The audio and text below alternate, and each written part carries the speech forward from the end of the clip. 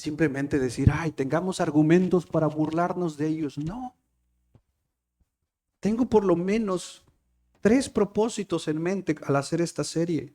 Número 1, que cuando pensemos en los católicos romanos no volteemos nuestro rostro a otro lado, sino todo lo contrario, oremos por ellos. Ellos necesitan el Evangelio como tú y yo lo necesitamos. Ellos no son nuestros enemigos, son un campo misionero al cual le debemos predicar el Evangelio. Número 2, mi intención con esto es que tú y yo conozcamos nuestra identidad, una identidad arraigada en la palabra de Dios y sobre todo una identidad que nos haga saber responder bíblicamente por qué no somos católicos romanos. Y no simple y sencillamente salir por la tangente señalando cosas o como se dice comúnmente construyendo hombres de paja.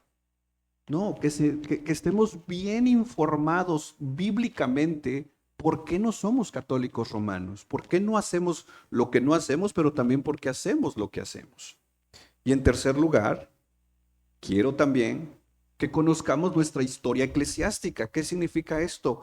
Si bien estamos conectados a 1517 como parte de la Reforma, nuestra fe no nació en 1517. Nuestra fe está conectada hasta con los apóstoles, con Cristo. Es por eso que Hechos 2:42 dice que permanecemos en la doctrina.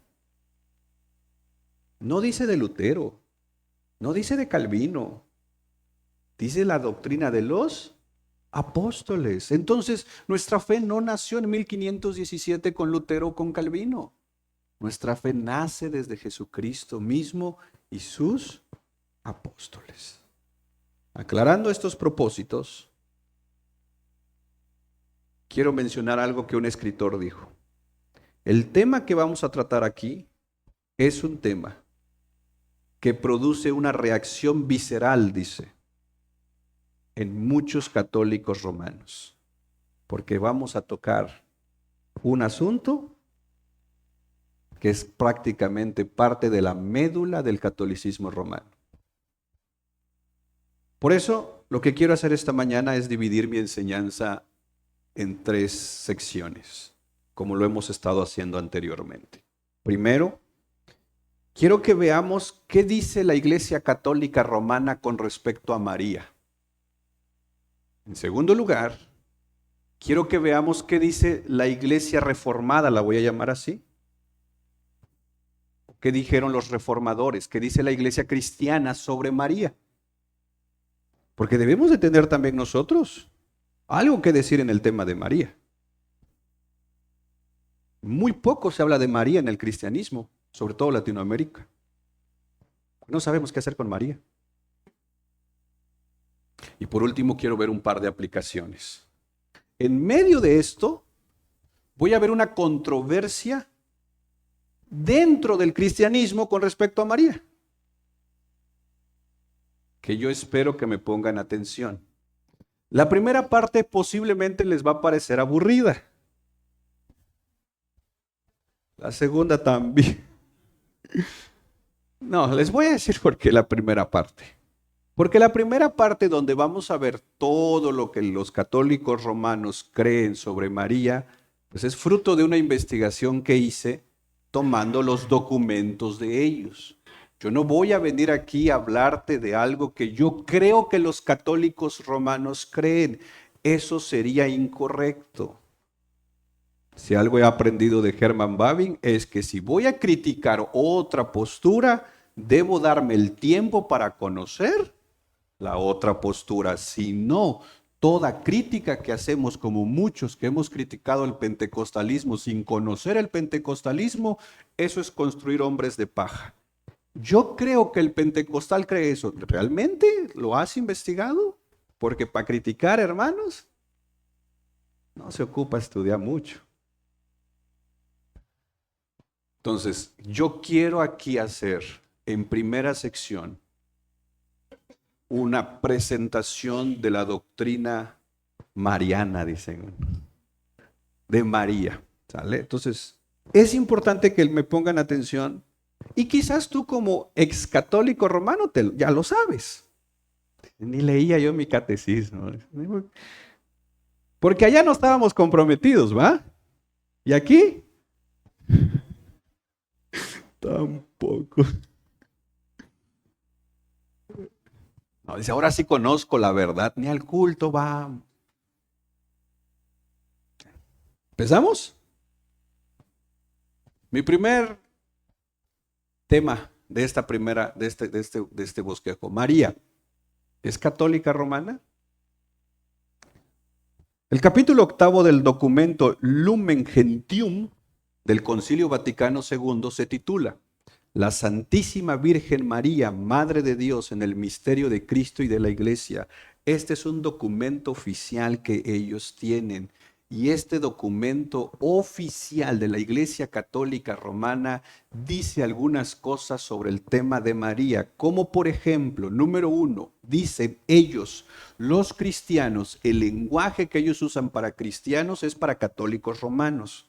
Los cristianos deben, en primer lugar, dicen ellos, reverenciar la memoria de la gloriosa siempre Virgen María. Su título, Madre de Dios, Theotokos, implica que María es hija predilecta del Padre y sagrario del Espíritu Santo. Ella viene directa del Padre.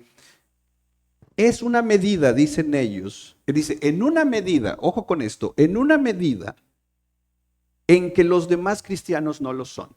María es más importante que todos los cristianos. ¿Por qué razón? Dice, por el don que ha recibido de Dios, María aventaja con creces tanto a ángeles y a hombres.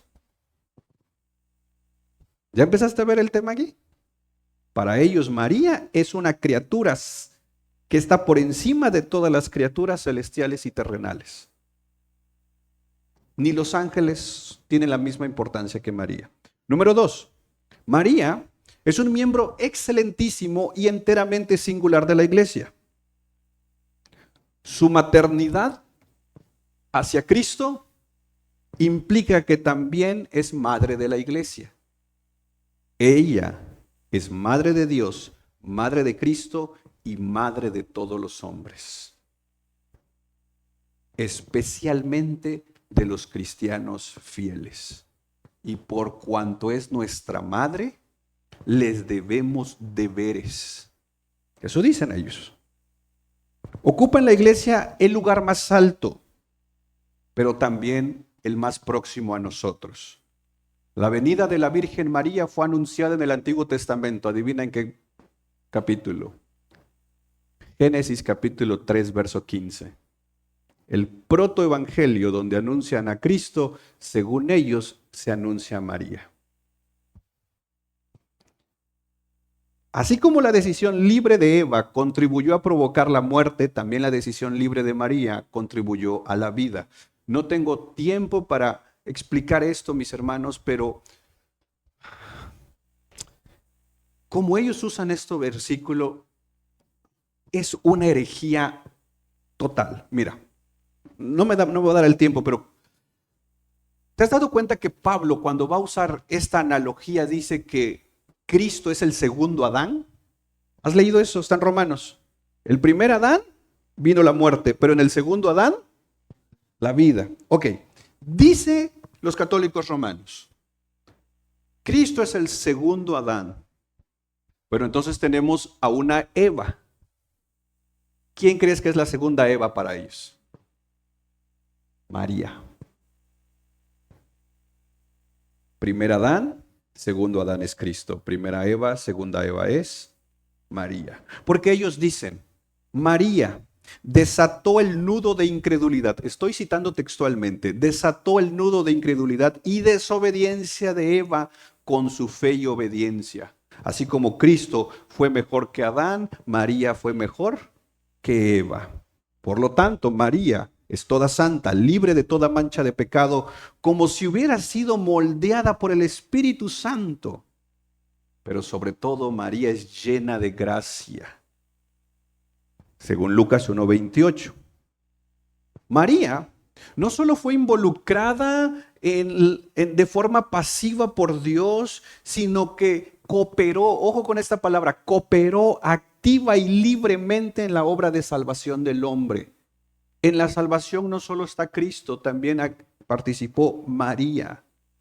¿Cómo participó María? Mira esto, dice textualmente.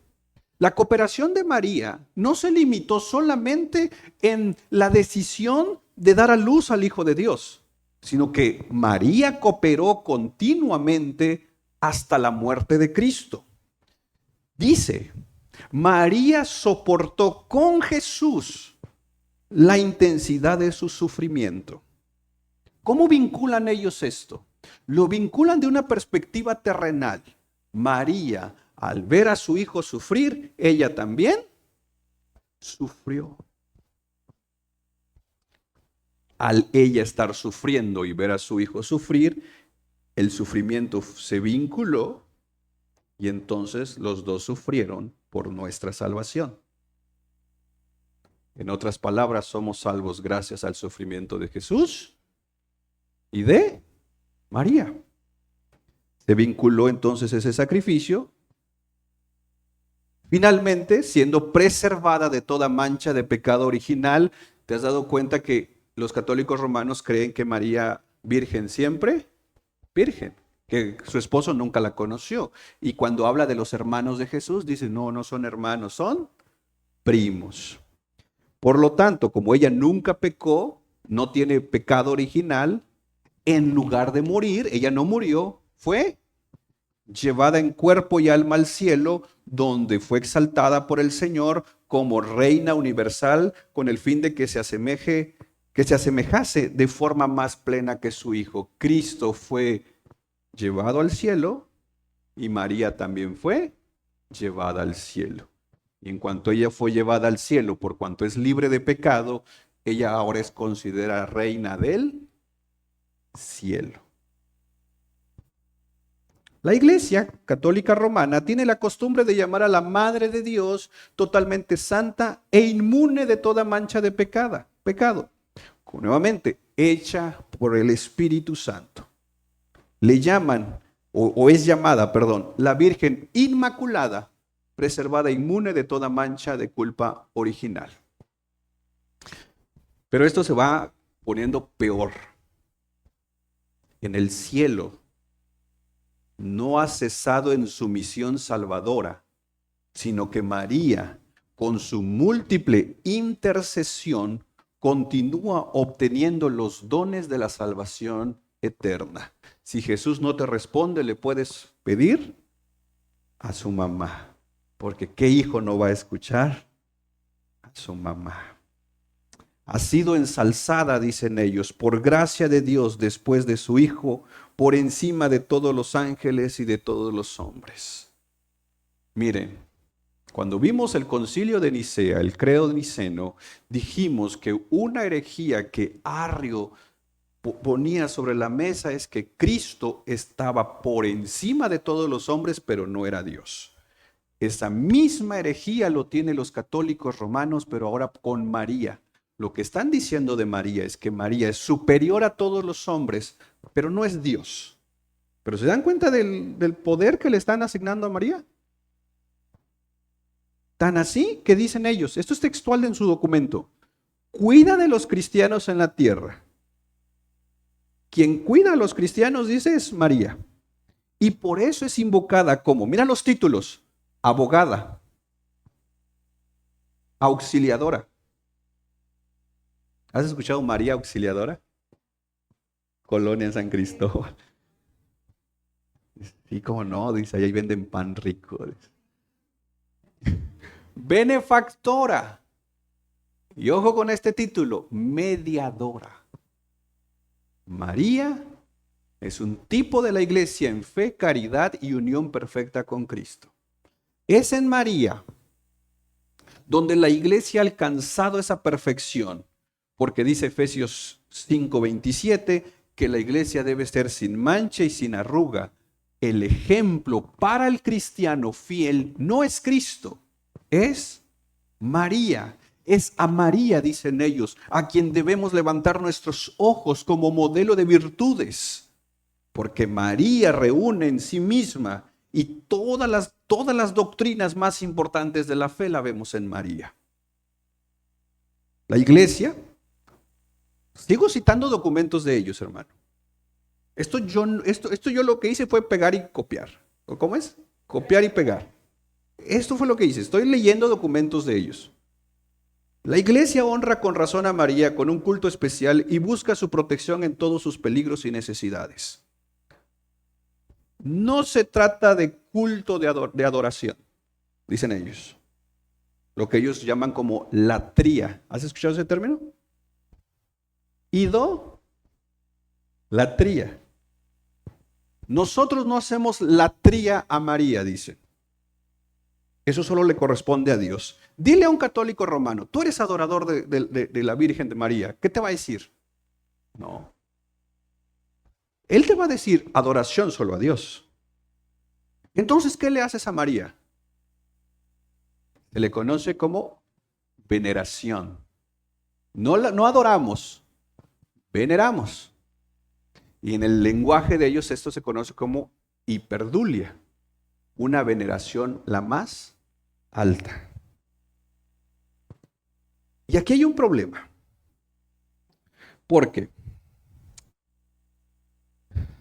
la línea que ellos trazan entre lo que es latría e hiperdulia o adoración y veneración es una línea que se mueve según conveniencia. ¿Por qué? ¿Has visto alguna casa donde no está católica, sobre todo una familia católica romana, donde tienen ahí su mesita con su cuadro de la Virgen Guadalupana? ¿Qué más tiene ahí alrededor? Flores, velas. ¿No? Y nunca falta la foto ahí del difunto. Eso si no hay paga. Si hay paga, hasta le construyen su capilla dentro de la casa. Hasta vez más grande está la capilla que el cuarto, pues, de donde duermen. Pues.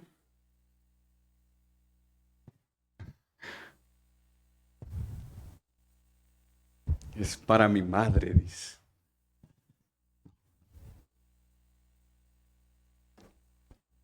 Pero les dices, oye, pero, esto es adoración. Te arrodillas ante ella, le oras a ella. Si puedes, el 12 de diciembre vas a la Ciudad de México. Hay unos van descalzos. No regresan descalzos, no van.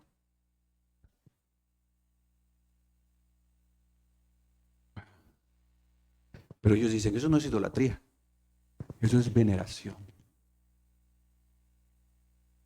¿Ven la línea tan delgada? No.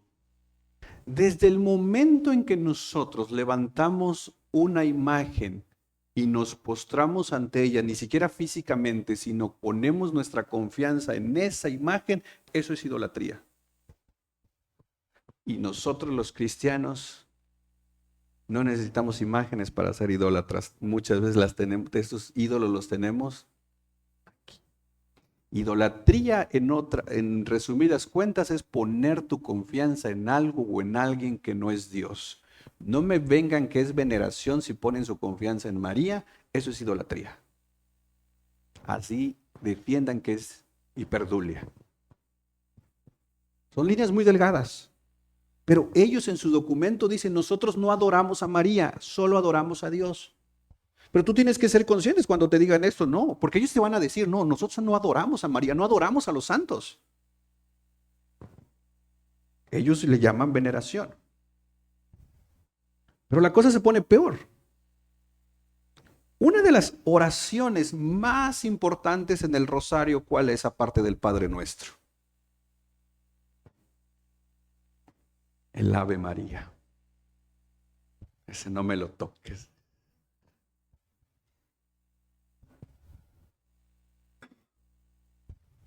¿Te acuerdas de cómo va?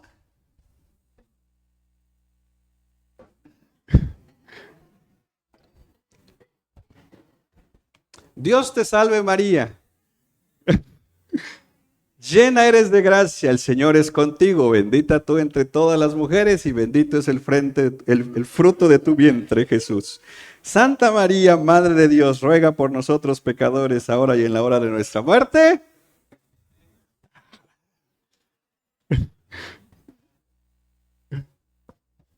¿Cuál sigue? Dice, todavía con... Esa oración está en el corazón de la fe católica romana. Hay quienes la han puesto hasta más importante que el Padre Nuestro. Pero piensa un momento, porque miren, si algo teníamos como católicos romanos, y Jesús habló de esto, es que nos enseñaban una oración y la repetíamos como loros. 5 Aves Marías, 20 Padres Nuestros. Y ahí estamos. ¿Verdad? Hoy los cristianos analizamos lo que escuchamos, lo que leemos, ¿verdad? ¿O andamos repitiendo? No, dice sí. Ya está. No, hermanos, Dios nos dio una mente para pensar. Amamos a Dios también con nuestra mente. Analicemos por un momento el Ave María. Vuelvo a repetir, no lo estoy diciendo en un plan de, ay, mira lo hereje que son. No, bueno, sí, pues, pero para que cuando puedas hablar con ellos, ese puede ser un buen tema. Oye, analicemos el Ave María. Empecemos. Dios te salve María, llena eres de gracia, el Señor es contigo, bendita tú entre todas las mujeres y bendito es el frente.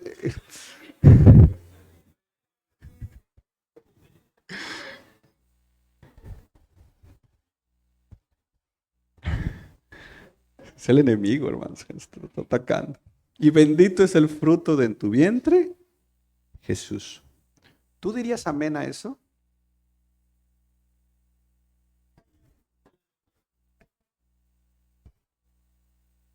Todas esas palabras provienen de la Biblia, hermanos. Me regalan un vaso con agua, mira, hasta ya me atoro ya. Escando la garganta, amor. Estoy hablando de María, amor. Todas esas palabras provienen de la Escritura. Aquí tenemos palabras que el ángel anunció cuando anunció los planes de Dios a María, el de Lucas 1:28. Tenemos las palabras de Elizabeth cuando saludó a María en Lucas 1:42. Por lo tanto, esas palabras para nosotros no hay ningún problema. ¿Cuál es el problema de esas palabras? Gracias, hermano.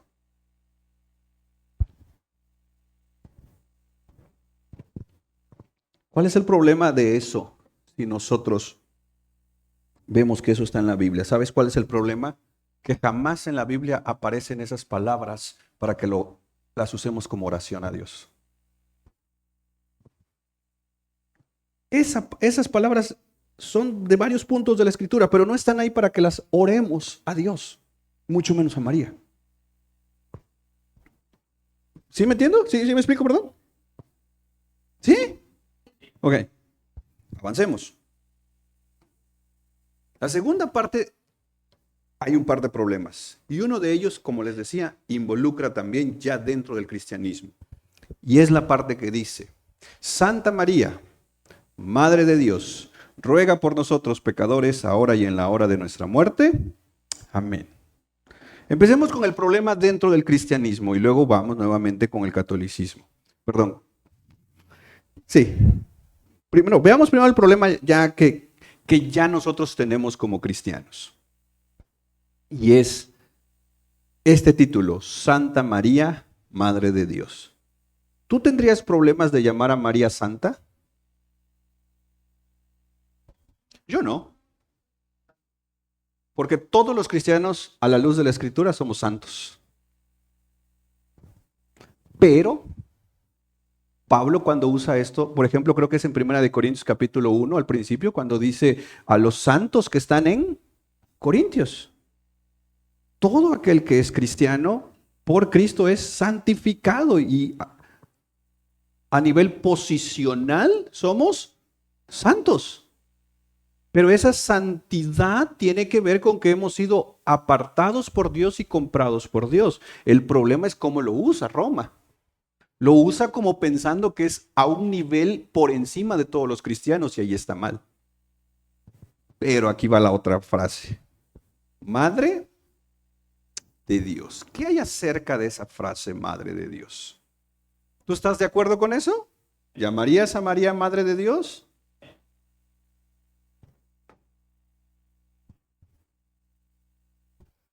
¿Dónde? A ver, dice, con la espada, dice. Cuidado, hermanos. Se dice que Nicolás de Bari en el concilio de Nicea cacheteó a Arrio.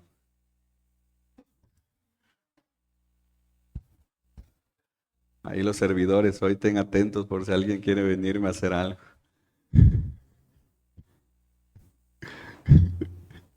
Si se ocupan, hermano, hoy se ocupan. Okay.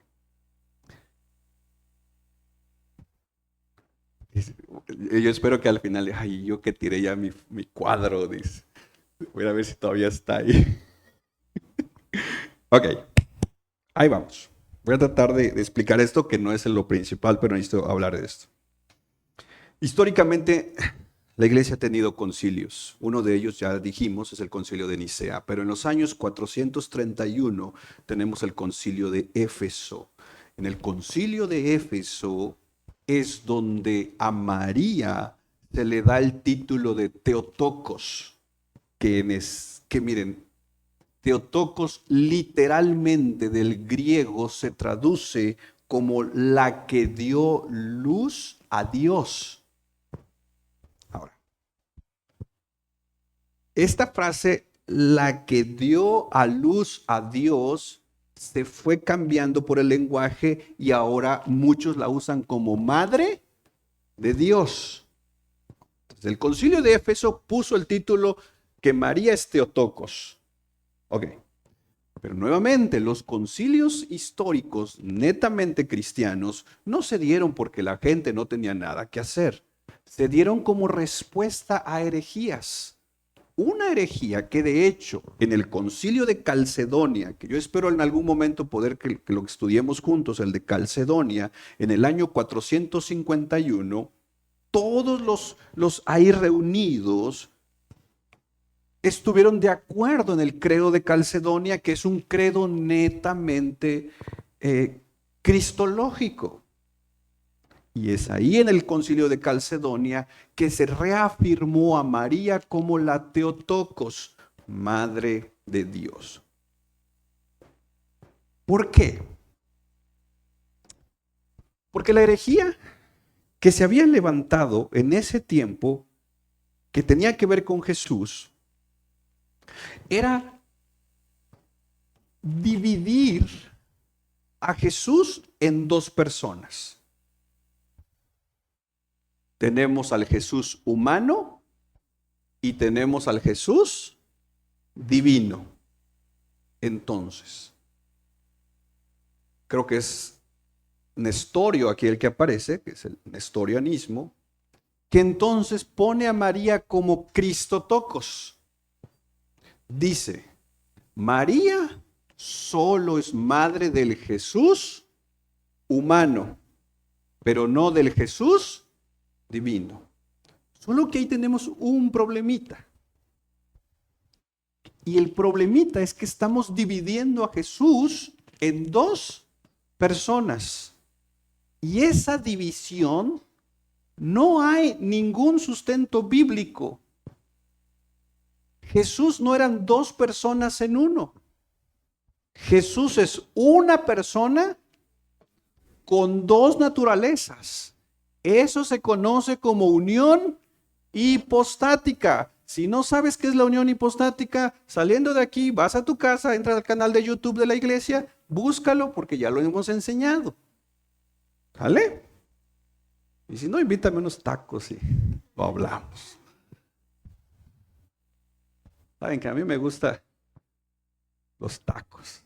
La unión hipostática, no la entiendo, pero la creo. Ok.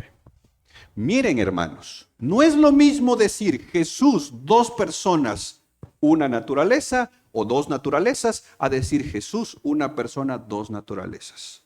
la iglesia que se aferró a la Escritura dijo: Jesucristo es una persona. ¿Por qué Jesucristo es una persona?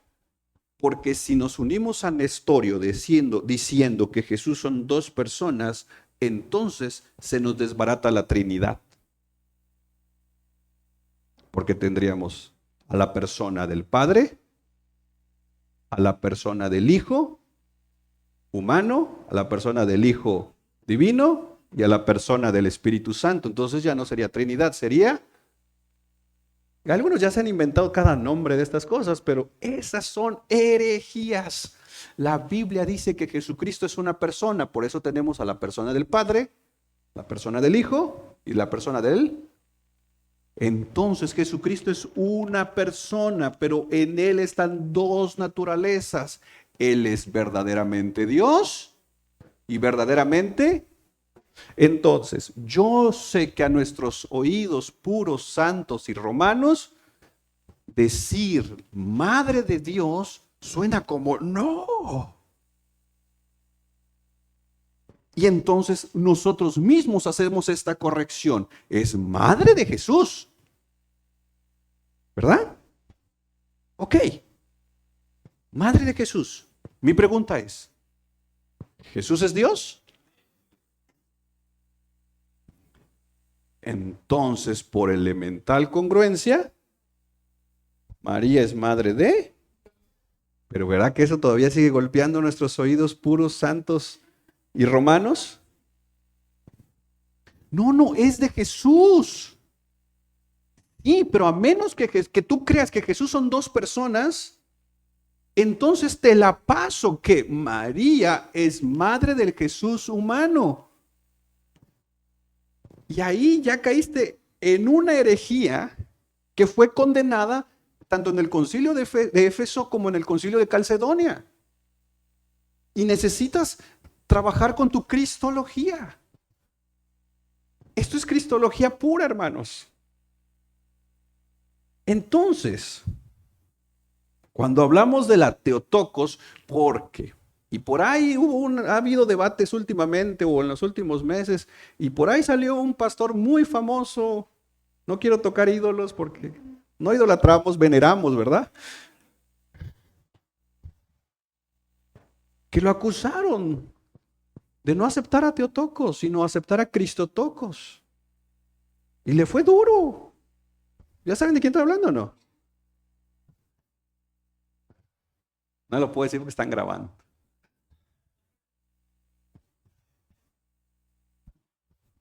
Cuidado, hermanos.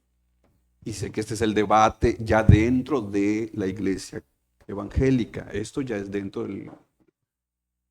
Para el romano no lo tiene claro, porque para ellos Jesucristo es Dios. Para nosotros es que hemos entrado en el debate con respecto a Theotokos, con respecto a María. Si María es considerada la madre de Dios, ojo, aquí está la forma fácil de solucionar esto. No en el sentido de que Jesús recibió su naturaleza divina de parte de María.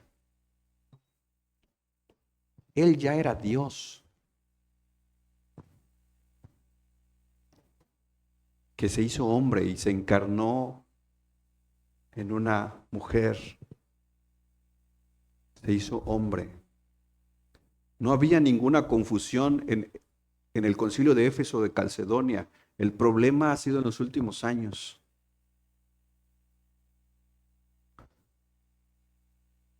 El historiador Jaroslav Pelikan, máster en historia eclesiástica, nos ha dado una buena traducción de la palabra Theotokos. Dice que la verdadera traducción del griego de Theotokos debería ser aquella que da a luz a aquel que es Dios. A mí me gusta. María es aquella que da a luz a aquel que es Dios. Los cristianos reformados, y aquí es un buen punto para tú analizar qué tan reformado eres. Históricamente los cristianos reformados no tienen ninguna objeción al darle el título de María de Theotokos. Es más, ni en la era patrística tuvo problemas esto. Sí, estoy consciente que para nuestros oídos acostumbrados a exaltar a María suena como eso no. Estoy consciente de eso. Pero es ahí donde como cristianos debemos conocer bien firme nuestra doctrina, nuestra identidad y poder tener estas conversaciones con ellos. Pero para mí el problema del Ave María ni siquiera es el Teotocos. No. Lo realmente grave del Ave María es cuando la oración llega a decir, ruega por nosotros pecadores, ahora y en la hora de nuestra muerte. Este es el verdadero problema con María, no el tema Teotocos. Porque ellos le atribuyen a María el trabajo de intercesora.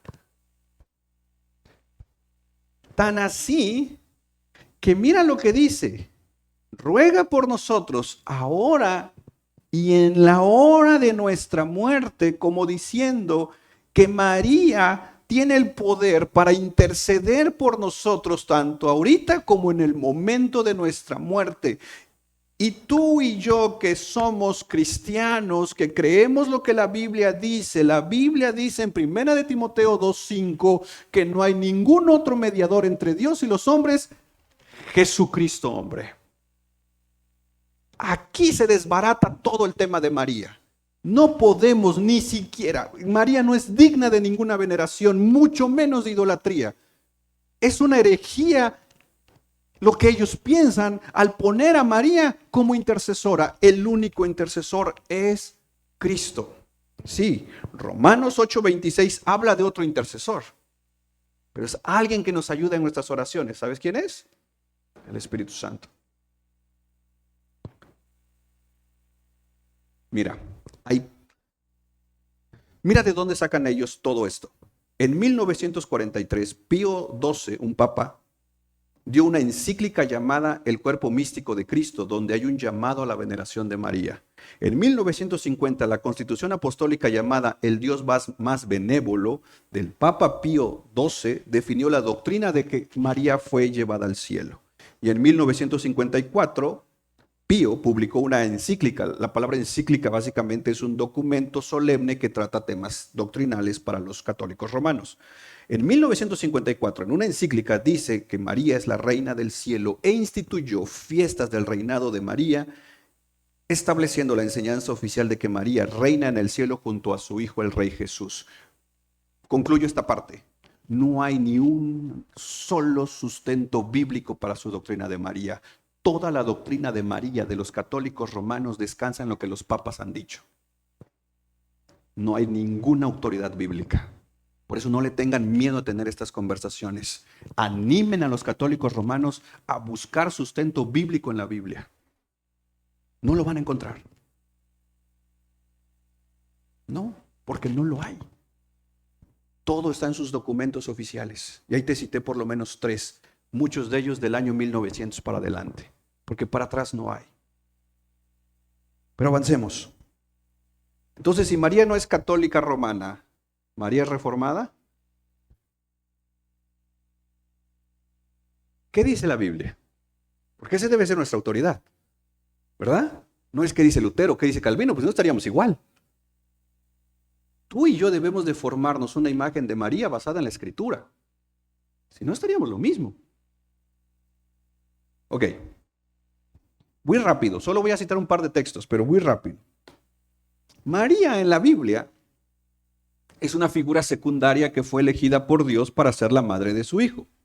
María luchó por comprender la misión de Jesús, pero al final se sometió a lo que Dios había determinado. Tenemos ahí un pequeño bosquejo de ella en tanto Mateo capítulo 1 y 2, Lucas 1 y 2, y de ahí pequeñas menciones de ella en los evangelios, y en el Nuevo Testamento aparece, parece ser, en Hechos 1:14, donde, ¿te acuerdas? Están orando. Y ahí está ella.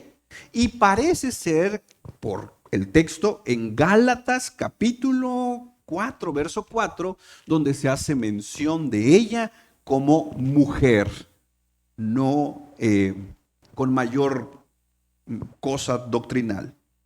¿Por qué? Porque Dios centra todo el relato en la Biblia en Cristo, no en María.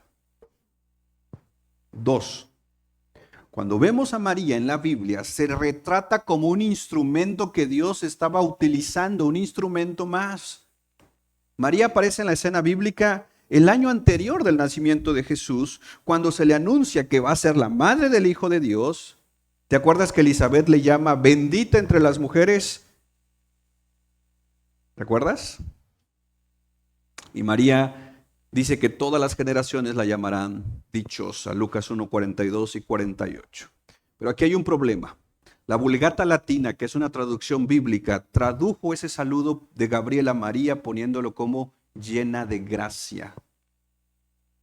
Una mejor traducción debería de ser muy favorecida. Lucas 1, 28 al 30. A ver, lo podemos poner tantito, a ver cómo la Biblia de las Américas. ¿O tienes ahí tu Biblia en Lucas 1, 28? Mira, salve. Ok, la Vulgata lo tradujo llena de. ¿Alguien tiene una Reina Valera? ¿O puedes ponerlo en la Reina Valera? Mira. Una Biblia católica romana posiblemente va a decir llena de gracia, pero esa es una mala traducción. Y esa mala traducción llena de gracia en la Edad Media, ojo, en la Edad Media se interpretó que entonces, como María era llena de gracia, fue concebida sin pecado original. Esta llenura de gracia hacía, según en la época medieval, que quienes oraban a María, como María estaba llena de gracia, María entonces ayudaba a otros. Pero mira Lucas 1:47. ¿Puedes poner tantito Lucas 1:47? ¿O me ayudan a buscar Lucas 1:47? Y mi espíritu, estas son palabras de María, se regocija en Dios, ¿qué? Aquí hay una implicación clara de que María era una pecadora necesitada de salvación. No me vengan con que era inmaculada, con que es sin pecado, cuando ella misma reconoce a Dios como su Salvador. Su consentimiento para ser la madre de Jesús, los católicos romanos dicen, como leíamos, que es una iniciativa de ella. Pero tú y yo sabemos, porque lo hemos visto en la Biblia, todo consentimiento humano para cumplir un plan divino empieza con Dios. Te lo explico de esta manera. Si yo te digo, hermanos, por favor, necesitamos servidores para el viernes en la conferencia. Si Dios no obra en ti para servirle a Dios, difícilmente vamos a sumarnos. Pero cuando Dios ha obrado en ti, sabes que hay que servirle al Señor. Y donde hay oportunidades, tú te vas a sumar. ¿Quién empezó eso en ti? ¿Tú o Dios? Dios. Roma dice que María humanamente se suma y por eso dice coopera con la salvación de los creyentes. No, es porque Dios ya había obrado. Cuando vemos el conocido Magnificat, de hecho ya lo prediqué aquí, eso está en Lucas 1:46 al 55, el Magnificat solamente son textos de 1 de Samuel capítulo 2 de la oración de Ana, algunas cosas del Salmo 113. Y no aparece el Magnificat como un texto importante en toda la teología de Lucas. Jamás el Magnificat fue dado para que tú y yo lo repitamos como una oración. Sí, hoy hay tantas cosas sobre el Magnificat, pero Lucas no tiene la intención que pongamos nuestra mirada en las palabras de María. No. Avancemos. En la infancia de Jesús, Jesús le dijo a María y a José que su vida estaba orientada hacia su Padre Celestial, no hacia ella. ¿Te acuerdas? Que quedó en el templo. Luego los papás llegan y le dicen, hey, ¿por qué hiciste esto? Algo así, ¿te acuerdas? ¿Y qué les dice él? En los asuntos, ¿por qué Jesús no le dijo, madre, ven, también son asuntos tuyos?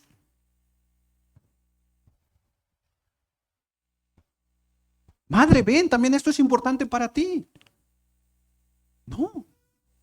No hay esa referencia. Avanzamos.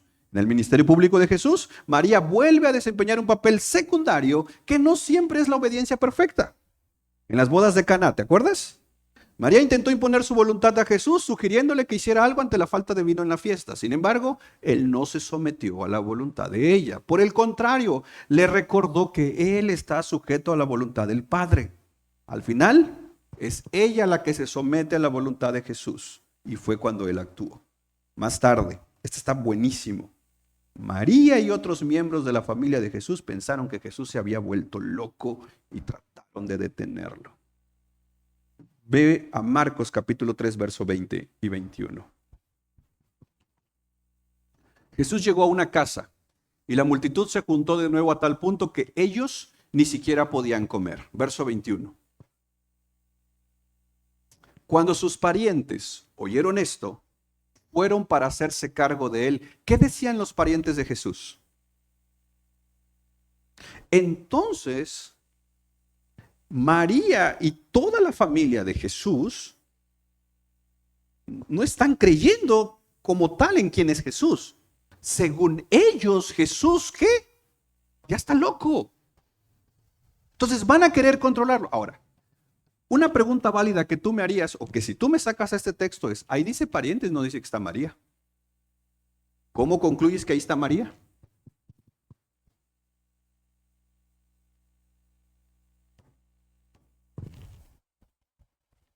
¿Ya? Ese es como el típico caso cuando tú les dices, oye, pero José y María tuvieron relaciones sexuales y tuvieron más hijos porque habla de los hermanos de Jesús. ¿Y qué te dicen ellos? No. No me toques a María. María siempre virgen. Eso que dice hermanos es primos. ¿Cómo haces que María está aquí? Avancemos al verso 31, 3:31. La historia sigue. Ahí está, hermanos. Entonces llegaron, ¿quién? Su madre. ¿Te das cuenta que su está con S mayúscula? ¿Por qué? ¿A quién se refiere? ¿Su madre de quién? ¿Y Jesús es? Su madre y sus hermanos. Y quedándose afuera, porque ¿te acuerdas que había una multitud? Entonces cuando la mamá de Jesús y sus hermanos dijeron, ¡hey, está loco! Mi hijo se volvió loco. Quieren ir a hablar con él, pero una multitud hizo que ellos no. Entonces, ¿ves la incredulidad de María sobre Jesús? No me vengan entonces con que es llena de gracia cuando ella misma no tiene fe en que Jesucristo es Dios, en un sentido de que aquí lo vemos tan claro. Ahora, mira el verso 32.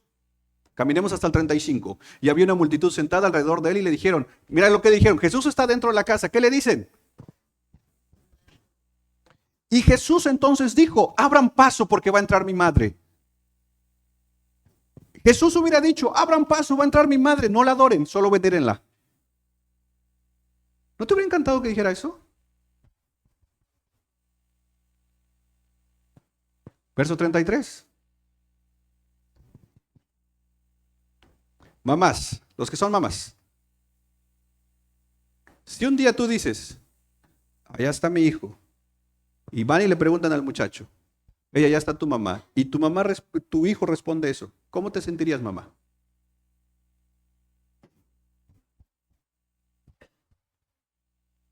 Que tu propio hijo diga, ¿quién es mi mamá?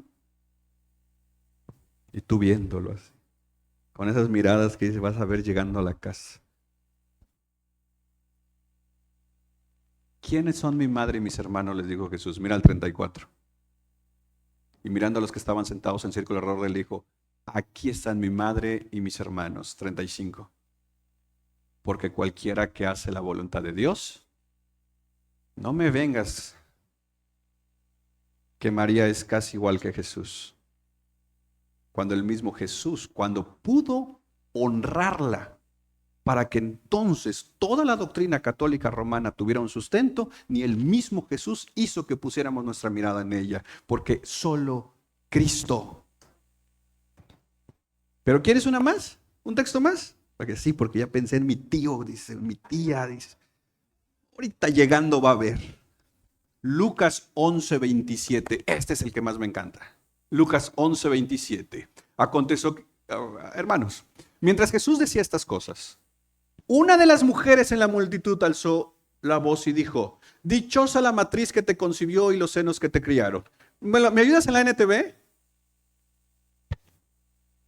Mientras él hablaba, una mujer de la multitud exclamó. Lean por favor qué dice ahí. Ayúdenme. ¿Qué dice?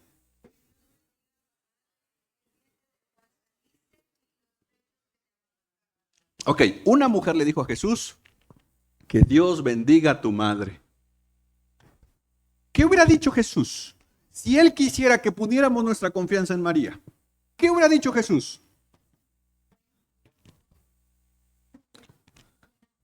Hubiera dicho Jesús tal vez algo nuevamente como: amén, pero no la idolatren, solo venérenla.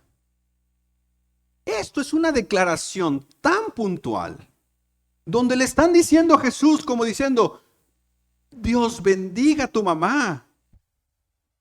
Y mira la respuesta de Jesús en el verso 28. Pero aún es más bendito es todo el que escucha. Entonces María no está por encima de nadie.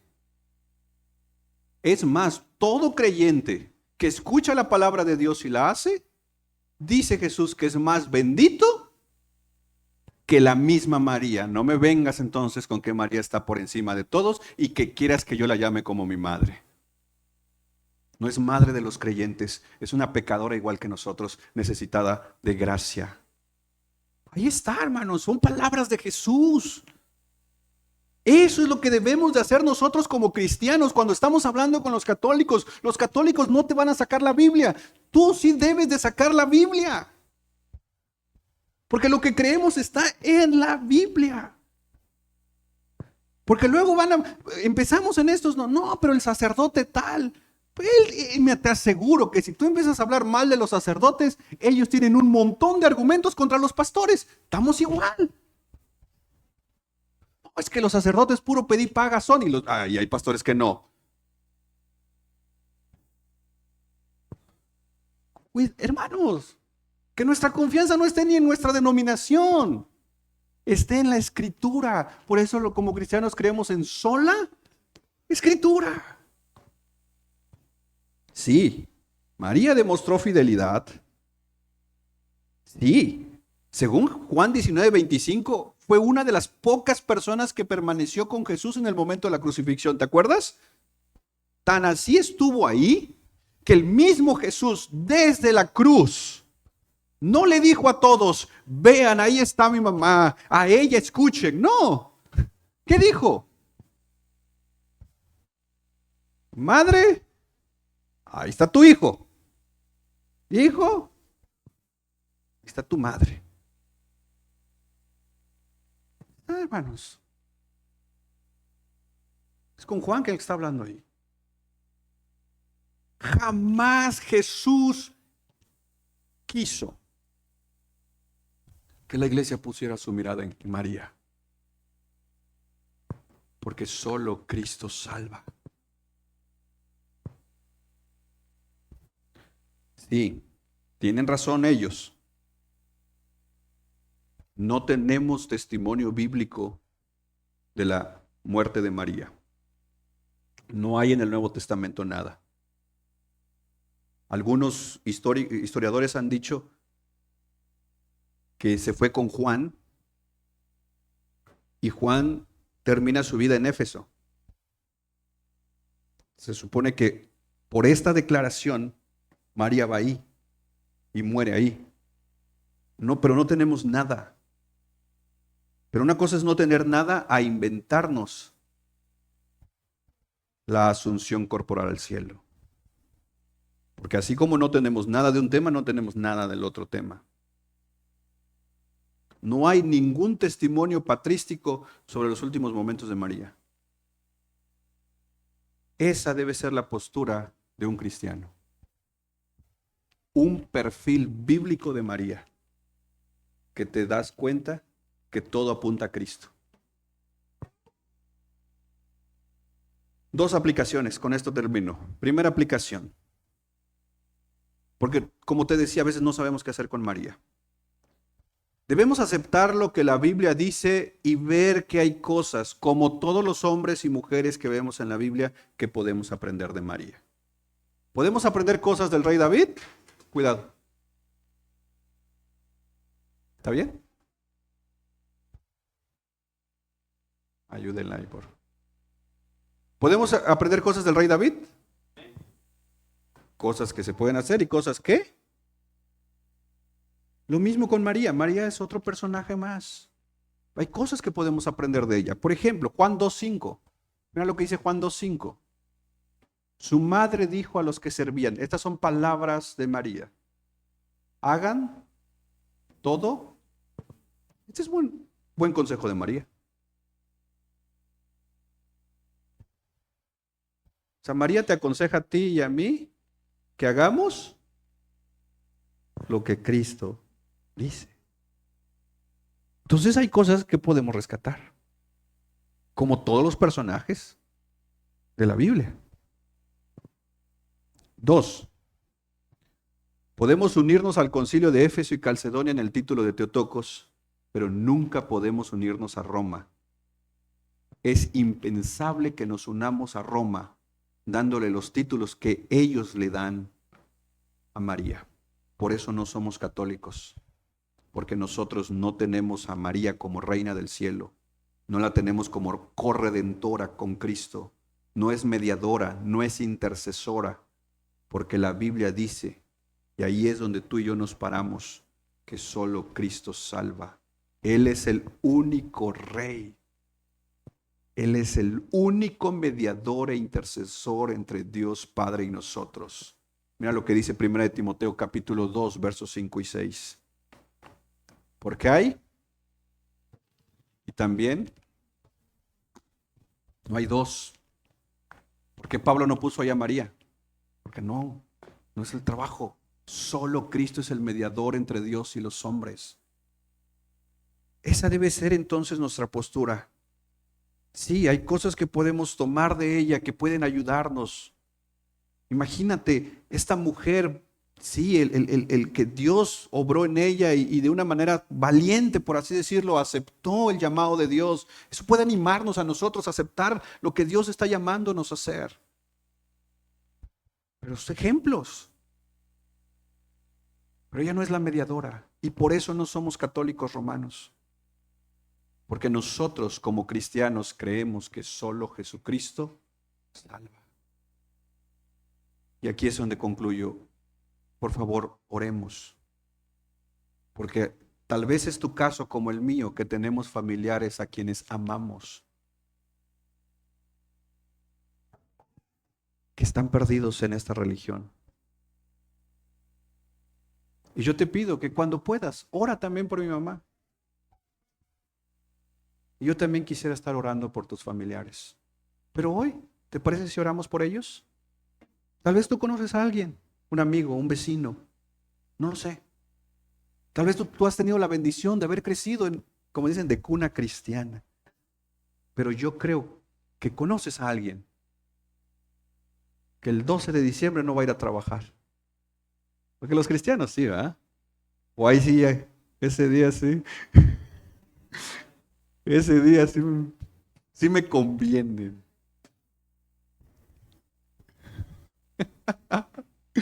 ¿Les parece si oramos? Creo que puedes orar por alguien.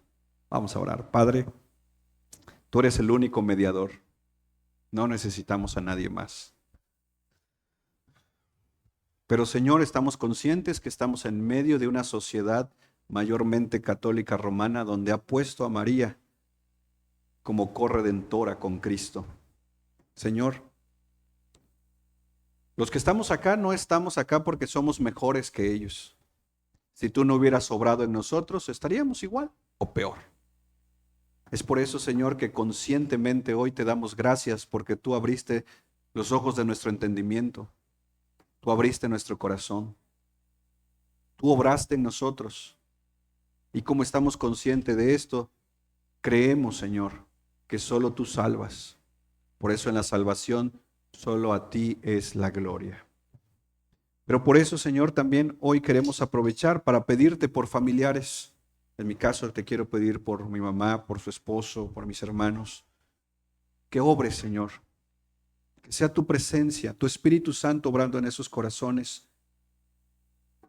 Y te pido, Señor, que me ayudes a tener conversaciones con ellos o con más personas que hoy están lejos de ti, que hoy están viviendo una religión de idolatría, que hoy han puesto su confianza en María pensando que María los va a salvar, pero tú y yo sabemos, Señor, y nosotros sabemos, Padre, porque tu palabra dice que el único mediador que nos salva eres tú, Señor. Padre bueno, te necesitamos esta mañana. Muchos quizás nos hemos cansado de orar por nuestros familiares, por amigos católicos, pero hoy, Señor, que podamos ser animados, que podamos seguir evangelizándolos, que podamos seguir compartiendo, que podamos no levantar paredes, sino crear puentes de conversación donde nosotros estemos firmemente parados en la Escritura. Te necesitamos, Señor. Yo te necesito, Señor, porque a veces me desanimo. A veces, Señor, llega la tristeza a mi corazón. Pienso en mi familia, pienso en su eternidad. Ayúdame, Señor, a seguir orando por ellos. Y confío en ti, Señor, que un día yo pueda ver a mi familia en este lugar. Que mi mamá pueda venir a la iglesia. Que mi familia te pueda creer. Señor, tú sabes que ese ha sido el anhelo de mi corazón por 16 años. Ayúdame, Señor, a no desmayar, a confiar en que tú eres poderoso para hacer tu obra. Y así me uno hoy, esta mañana, a todos quienes tenemos familiares que amamos, pero que se han arraigado en su fe católica romana. Que sigamos insistiendo desde el amor, desde la gracia, pero también desde la verdad. Te pido, Señor, que nos ayudes en el nombre de Jesús. Vamos a adorar al Señor.